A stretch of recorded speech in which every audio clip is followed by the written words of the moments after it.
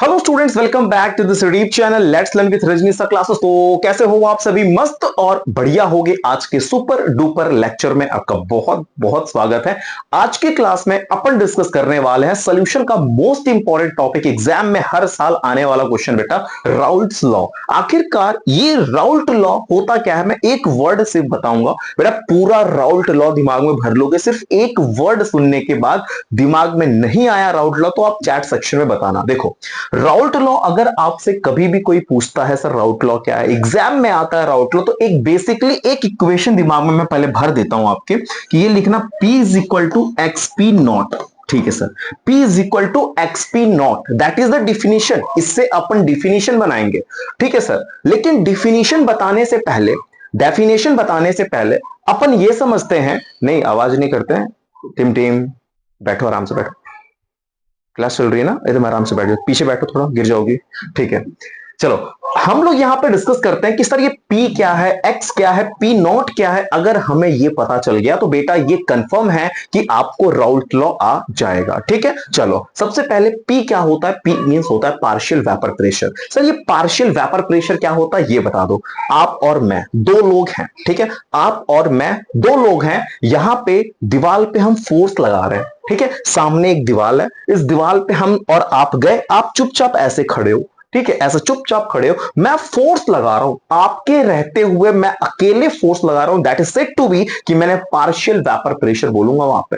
आप वहां खड़े हो, चुपचाप खड़े हो। अच्छा, हम दोनों अगर फोर्स लगा रहे हैं तो मैं बोलूंगा कि वेपर प्रेशर, तब मैं बोलूंगा pressure of solution, pressure of both ना।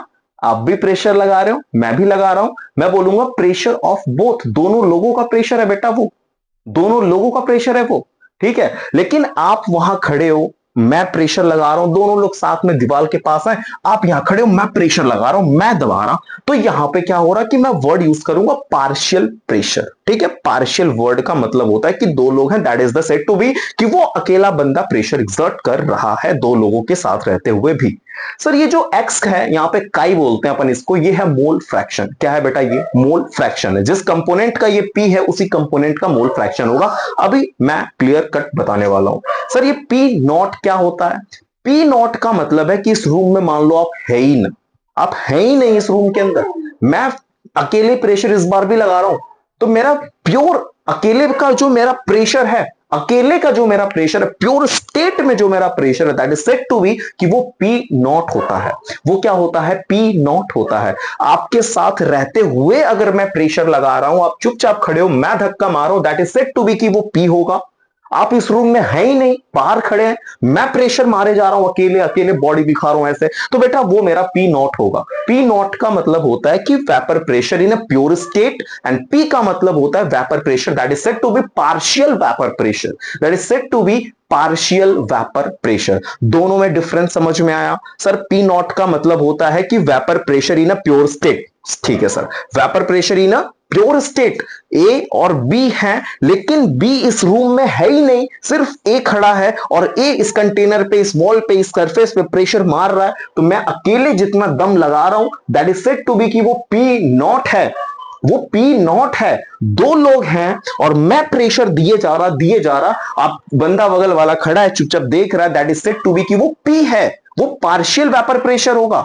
ठीक है, और कोई नहीं होगा अकेले का प्रेशर, तो वो that is said to be कि पी नॉट है। सर यहां पे इक्वेशन बता दिया सर आपने कि पी का मतलब होता है partial vapour pressure, sir x का मतलब होता है mole fraction, sir P naught का मतलब होता है पार्शियल वेपर प्रेशर नहीं बोलेंगे अपन, यहां पे बोलेंगे vapour pressure of that component in pure state. अब डिफिनीशन देखो, बड़ा मजा आएगा। ठीक है, व्हाट इज राउल्ट लॉ, यहां से मैं डिफिनीशन बना रहा, देखो, partial vapour pressure of any component in a solution. भाई सोल्यूशन में दो लोग होते हैं, ए हो गया बी हो गया, चाहे तुम्हें ए का निकालना है चाहे तुम्हें बी का निकालना है, इस वजह से मैंने बोल दिया partial vapour pressure of any component present in the solution is equal to the mole fraction of that component, mole fraction of that component, जिस कंपोनेंट का तुम्हें पार्शियल वेपर प्रेशर निकालना है, उस कंपोनेंट का मोल फ्रैक्शन, उस component का mole fraction is multiplied, बेटा बीच में मल्टीप्लाइड का सिंबल है, बीच में क्या है? मल्टीप्लाइड है, is multiplied by the partial vapour pressure नहीं बोलने का यहां पे, यहां पे बोलने का vapour pressure of that component in a pure state that is said to be Raoult's law. One more time, relax. Okay चलो स्टार्ट करते हैं। Partial vapour pressure of any component present in the solution is equal to mole fraction of that component is multiplied to the vapour pressure of that component in a pure state that is said to be Raoult's law. बेटा जिसपे not लग जाता है वो होता है pure state की बात कर रहे हैं। जिसपे नॉट लग गया ना वो प्योर स्टेट की बात हो रही। अगर नॉट नहीं है तो वो पार्शियल वेपर प्रेशर है, अगर नॉट लग रहा तो वो प्योर स्टेट का प्रेशर होता है नॉट लगने की वजह से। ठीक है चलो यहां पे डिफिनेशन में दिखा देता आपको कि द पार्शियल वेपर प्रेशर रहेगा यहां पे। ठीक है the partial vapour pressure of any component in the solution is equal to, ये देखो partial vapour pressure of any component is equal to ठीक है is equal to mole fraction. ठीक है सर ये रहा mole fraction of that component होगा बेटा क्या हो गया ये इनको कंपोनेंट होता है। ठीक है सही कर लेना component multiplied by vapour pressure of that component in pure state that is P naught that is said to be Raoult's law P is equal to xp naught. Suppose करते हैं अपन के पास दो सोल्यूशन, एक सोल्यूशन है, दो लोग से मिलके वो सोल्यूशन बनाया अपन ने, एक का नाम एक है एक का नाम दो है। ठीक है अगर मुझे P1 बताना है बेटा, P1 बताना है तो क्या बोलूंगा x1 P1 नॉट। अगर मुझे P2 बताना है दैट इज P2 का मतलब partial vapour pressure of second component. भाई वो सोल्यूशन एक और दो से मिलके बना है। अगर मुझे पहले वाले का वेपर प्रेशर बताना है तो मैं बोलूंगा कि partial vapour pressure of first component is equal to mole fraction of first component is multiplied by partial vapour pressure. नहीं बोलने का यहां पे बोलने का vapour pressure of first component in a pure state. Sir इसको कैसे बोलोगे? partial vapor pressure of second component is equal to mole fraction of second component is multiplied by the vapour pressure of that component that means यहां पे P2 in a pure state हो गया। Sir P1 पता चल गया, P2 पता चल गया, सर PT निकालते हैं। PT होता है vapour total vapour pressure that is P1 plus P2 होता है सर। ठीक है सर यहां पे अब मैं चाहूं तो P1 की वैल्यू लिख सकता हूं x1 P1 नॉट, बिल्कुल सर P2 को लिख सकता हूं x2 P2 नॉट, सर बिल्कुल लिख सकता हूं। दैट इज PT हो गया अपन का यहां पे x1 that is chi1 P1 naught plus chi2 P2 not होता है सर। ठीक है बिल्कुल समझ में आया। सर मान लो थोड़ा सा चेंज कर दिया, किसी किताब में लिख दिया A और B से बना हुआ सोल्यूशन है। ठीक है सर कोई बात नहीं, तो यहां PA लिखो, ले बेटा PA XA PA नॉट हो गया। ठीक है चल बेटा PB बोल दे कितना हो गया सर XB PB नॉट हो गया। ठीक है सर समझ में आ गया। सर चल बेटा बता दे PT कितना होगा PA प्लस PB। एक second just wait, where is eraser? I think eraser is not having there. Okay कोई बात नहीं। PT is equal to बेटा हो सकता है PA, ठीक है PA प्लस PB। ठीक है इरेजर ऐसा तो नहीं, इरेजर होगा नहीं लेकिन है, बट हम एक सेकंड दबाने के लिए प्रीसियस है ना, बहुत कीमती है। तो PT लिख सकते हैं अपन यहाँ पे XA PA नॉट, बोलो लिख सकते हैं कि नहीं बेटा XA PA naught plus chi B PB naught. ठीक है that is the Raoult's law. अच्छा सर एक बात हमें पता है कि sir chi1 plus chi2 equal to 1 होता है। ये छोटे थे सर, इतने बड़े थे तभी से हमें पता है। ठीक है टिम तुमको पता है इतनी बड़ी थी तुम इतनी बड़ी थी, तुमको पता था मोल फ्रैक्शन क्या होता है? झूठ बोल रही हो। ठीक है chi1 plus chi2 is equal to 1 होता है। ठीक है झूठ बोल रही, सामने बैठी है टिम झूठ बोल रही, इसको पता है, इतनी बड़ी थी तो इसको मोल फ्रैक्शन पता था। थोड़ा इससे मिल लेना तुम लोग अभी। ठीक है chi1 plus chi2 is equal to 1 होता है। बेटा chi2 इक्वल टू क्या होता है टिम तब तुम बता दो, पढ़ी हो तो। ठीक है chi2 इक्वल टू क्या हो जाएगा 1 माइनस chi1 हो जाएगा। बोलो होगा कि नहीं होगा? बेटा chi2 is equal to 1 minus chi1 that is यहाँ पे chi है या chi2 बोल दो, तो इस chi2 को हटा के मैं लिख सकता हूं 1 माइनस chi1। एक स्टेप और बढ़ जाएगा, सेम क्वेश्चन छापना, बस इस chi2 की जगह लिख देना वहां पे बेटा 1 माइनस chi1। ठीक है एक स्टेप और बढ़ाना होगा, chi1 नहीं है सॉरी, यस ठीक है ठीक है, Chi1 है। तो एक स्टेप और बढ़ गया, एज इट इज कॉपी कर लेना इसको, ठीक है, ठीक है, यहाँ पे कॉपी हो जाएगा ये चीज। चलो, तो एक बात समझ में आ गया कि सर राउल्ट लॉ को समझना है तो एक बात समझना पड़ेगा कि P is equal to X P naught. इस इक्वेशन में P क्या होता है, काई क्या होता है, P नॉट क्या होता है, अगर ये पता चल गया तो सर क्या राउल्ट लॉ नहीं बता पाओगे? बिल्कुल बता लेंगे सर, अगर पता है तो बिल्कुल बता लेंगे। एक बार सर बता दो फिर से, लास्ट बात, last soon low, last. Partial vapour pressure of any component of solution present in a solution is equal to the mole fraction of that component is multiplied by the vapor pressure of that component in a pure state। भाई P naught का मतलब है pure state. दो चार बार बोल रहा हूं, एक बार भी दिमाग में घुस गया बेटा, राउल्ट लॉ का पूरा एकदम इतिहास तुम बना दोगे, ठीक है। चलो, तो राउल्ट लॉ एकदम समझ में आ गया सर। यहाँ पे राउल्ट लॉ की डिफिनेशन भी दिखी सर, आपने इक्वेशन भी लिखा, बहुत मजा आया। व्हाट इज राउल्ट लॉ, एक बार फिर से क्या करना है, एक बार रिवाइंड करके देखना, समझ में आ जाएगा। लेकिन एक चीज समझ लेना कि एक सोल्यूशन अपने पास है बेटा, मान लेते हैं कि अपने पास एक सोल्यूशन है जिसमें दो कंपोनेंट प्रेजेंट है और उनका मोल फ्रैक्शन बेटा Chi1 है, एक का Chi2 है, और उसका प्योर वेपर प्रेशर दिया है बेटा P1 नॉट और P2 नॉट दिया है सर, ठीक है सर, दिया है। तो partial vapour pressure of first component that is P1 is equal to X1 और P1 नॉट होगा बेटा, यहां पे P1 नॉट होगा, ठीक है। और partial vapour pressure of second component कहां गया, मैं लिख दे रहा हूं यहां पे, P2 is equal to X2 P2 naught, X2 P2 naught, ठीक है सर, लिख दिया आपने। चलिए, total vapour pressure, total partial vapour pressure PT is equal to P1 plus P2, ठीक है, P1 plus P2 that is Chi1 P1 naught plus, कितनी अच्छी नोट्स बना रखा है इन्होंने, अभी मिलता हूं जो नोट्स बनाए उनसे, ठीक है। PT is equal to P1 plus P2 is equal to Chi1 P1 naught, ठीक है, प्लस Chi2 P2 नॉट, ठीक है, कोई बात नहीं, उतना समझदार हो तुम लोग, ठीक है। तो ये अपन का हो गया PT इज इक्वल टू ये P1 प्लस P2, और अपन इसको भी कह सकते हैं कि Chi1 P1 naught plus Chi2 P2 not, that is the set. मैंने यहां वैसे लिख दिया था, मैंने इसको देखा नहीं, सिर्फ आपके लिए था, लेकिन उसको भी मैंने सही कर दिया। कॉपी पेस्ट करो, स्क्रीन शॉट ले लेना, ले लिया आपने, बिल्कुल। चलो, अगर मैं कहूं सेकंड स्लाइड आपकी स्क्रीन पे लगाता हूं सर, ये डिफरेंसेस बताना है और सिमिलरिटी बतानी है राउल्ट और हेनरी लॉ में। अच्छा, एक बात कहूं मैं आपको, मैंने आपको हेनरी लॉ में एक चीज पढ़ाया था, ध्यान देना।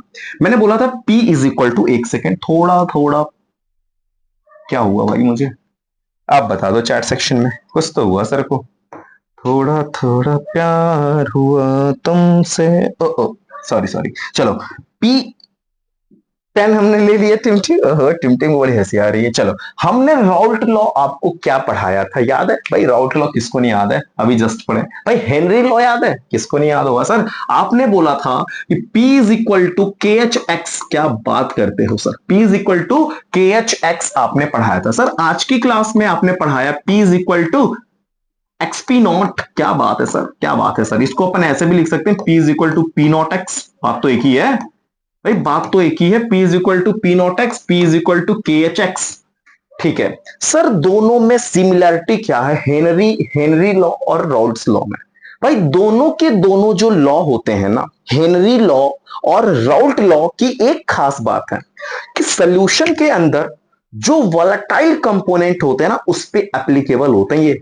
हेनरी लॉ भी यही कहता है कि भाई एक सोल्यूशन है, सोल्यूशन में जो वोलेटाइल होएगा ना, उसके साथ में रिएक्ट, मतलब उस पे मैं अफेक्ट डालेगा, ऐसे बोलता है हेनरी। और राउल्ट दोनों बोलते हैं, दोनों लॉ एप्लीकेबल होते हैं किसके लिए? सोल्यूशन के अंदर जो वोलेटाइल कंपोनेंट होता है उसके लिए होते हैं, ठीक है। सोल्यूशन के अंदर जो वोलेटाइल कंपोनेंट है उसके लिए होते हैं एप्लीकेबल, राउल्ट लॉ हो चाहे हेनरी लॉ हो, ठीक है सर। क्या कोई और सिमिलरिटी होती है? बिल्कुल होती है। दोनों के दोनों लॉ जो होते हैं ये डायरेक्टली प्रोपोर्शनल है बेटा मोल फ्रैक्शन के। ये देखो यहां पे, इधर आओ, similarity, differences and similarity, different between Raoult's and Henry's law. Similarity पहले बताता हूं, वो भी पहला वाला, both are applicable to the volatile components, ठीक है, to the volatile components of solution. Solution के अंदर जो वॉलेटाइल कंपोनेंट होता है उसके लिए ये लॉ एप्लीकेबल होगा। सोल्यूशन के अंदर, वन मोर टाइम सुनो, बहुत वर्ड क्रीम वर्ड बोल रहा हूं, सोल्यूशन के अंदर जो वॉलेटाइल कंपोनेंट है उस वॉलेटाइल कंपोनेंट के लिए एप्लीकेबल होता है राउल्ट हो चाहे हेनरी लॉ हो। ठीक है सर। सर दूसरा क्या सिमिलैरिटी होता है दोनों के दोनों, ध्यान रखना इस बात को, जो वेपर प्रेशर होता है वॉलेटाइल कंपोनेंट का, जो वेपर प्रेशर होता है वॉलेटाइल कंपोनेंट का, वो डायरेक्टली प्रोपोर्शनल होता है बेटा मोल फ्रैक्शन का। क्या बात है सर, क्या बात है सर, मोल फ्रैक्शन का directly proportional. The vapour pressure of volatile component is directly proportional to its mole fraction। ठीक है sir. P is directly to काई। सर यहां पे अगर अपन ने डायरेक्टली हटाया तो भाई KHX लिख सकता हूं एक मिनट के लिए। ठीक है, P is directly to X। एक सेकंड के लिए मैं ये कह सकता हूं कि P is equal to P naught X। Just पढ़ा के आया हूं कि P is equal to KHX Henry law, P is equal to P naught X भाई राउल्ट्स लॉ। ये दोनों की सिमिलैरिटी है। राउल्ट और हेनरी में क्या सिमिलैरिटी है आप बताओ? कि दोनों के दोनों लॉ जो होते हैं एप्लीकेबल होते हैं सॉल्यूशन के अंदर जो वोलेटाइल कंपोनेंट है उस पे चलेंगे। सिर्फ ये सॉल्यूशन के अंदर जो वोलेटाइल कंपोनेंट होते हैं उस पे चलेंगे। ये दोनों का जो वेपर प्रेशर होता है वो डायरेक्टली प्रोपोर्शनल होता है मोल फ्रैक्शन के। भाई ये भी इंपॉर्टेंट बात बोल रहा हूं मैं। कितनी अच्छी चीज है सर, पढ़ लेते हैं एक बार। रुक जाओ सर थोड़ा, मैं पढ़ने दो ये। The vapour pressure of volatile component. ठीक है सर, वोलेटाइल कंपोनेंट अच्छा किसको बोलते हैं ये पूछ रहे हो? माय गॉड, वोलेटाइल कंपोनेंट ऐसे कंपोनेंट को बोलते हैं जो इजीली वेपोराइज हो जाए, जो वेपर में कन्वर्ट हो जाए। जो चीज वेपराइज होता है, जो चीज वेपर्स में कन्वर्ट होता है उसको अपन बोलते हैं बेटा क्या? वॉलेटाइल बोलते हैं। क्या बोलते हैं? वॉलेटाइल। अच्छा नॉन वॉलेटाइल होता ना, तो नॉन वॉलेटाइल का मतलब होता है जो वेपोराइज नहीं हो, जो वेपर्स में कन्वर्ट ना हो। ठीक है, समझ गए? बिल्कुल। चलो सॉरी सॉरी, चलो सर डिफरेंसेस बता दो किसमें? राउल्ट और हेनरी में। सर पहला डिफरेंस क्या है? प्रोपोर्शनैलिटी कांस्टेंट का डिफरेंस होता है। भाई इसका प्रोपोर्शनैलिटी जो है KH है, भाई इसका प्रोपोर्शनैलिटी P नॉट है। दोनों के प्रोपोर्शनैलिटी कांस्टेंट में अंतर है। हेनरी लॉ का प्रोपोर्शनैलिटी कांस्टेंट होता है KH, राउल्ट्स का प्रोपोर्शनैलिटी कांस्टेंट होता है P नॉट। बेटा दोनों का प्रोपोर्शनैलिटी कांस्टेंट क्या होता है? डिफरेंस होता है। That is the difference. There is a difference of proportionality constant. भाई P is equal to P naught का ये राउल्ट्स लॉ में चलता है। ठीक है sir. P is equal to KHX ये किस में चलता है सर? हेनरी लॉ में चलता है। भाई KH है, यहां पे क्या है? PA नॉट है। भाई यही तो डिफरेंस है, भाई यही तो डिफरेंस है। ठीक है सर। लेकिन एक बात बड़ी अच्छी लगी मुझे इसमें, गहराई वाली बात है कि दोनों लॉ इक्वल हो जाते हैं। भाई कितनी अच्छी बात है। Both law becomes equal. Henry और राउल्ट्स लॉ इक्वल हो जाते हैं जब पीए की वैल्यू जो होती है, सॉरी पीए नहीं होगा यहाँ पे, पीए नॉट होगा। ठीक है, पीए नॉट लिख देना यहाँ पे, PA naught is equal to KH हो जाए। PA naught is equal to KH हो जाए, दोनों लॉ इक्वल हो जाएंगे। इस दैट मींस राउल्ट लॉ को कहते हैं स्पेशल केस है हेनरी लॉ का। ये करोड़ों की लाइन है, 1 करोड़ की लाइन उठा लो इसमें, मैं लिख देता हूं यहाँ पे। ठीक है, 1 CR की लाइन है ये। ठीक है, Raoult's law is a special case of Henry law. इसीलिए तो बोल रहे हैं भाई दोनों लॉ इक्वल हो गए जब पी नॉट बराबर हो गया क्या? KH। इसलिए that is said to be कि यहां पे राउल्ट्स लॉ जो होगा वो स्पेशल केस है हेनरी लॉ का। Raoult's law is a special case of Henry law, क्योंकि यहां पे अगर PA नॉट जो होगा बेटा KH के बराबर हो गया तो दोनों लॉ इक्वल हो जाते हैं।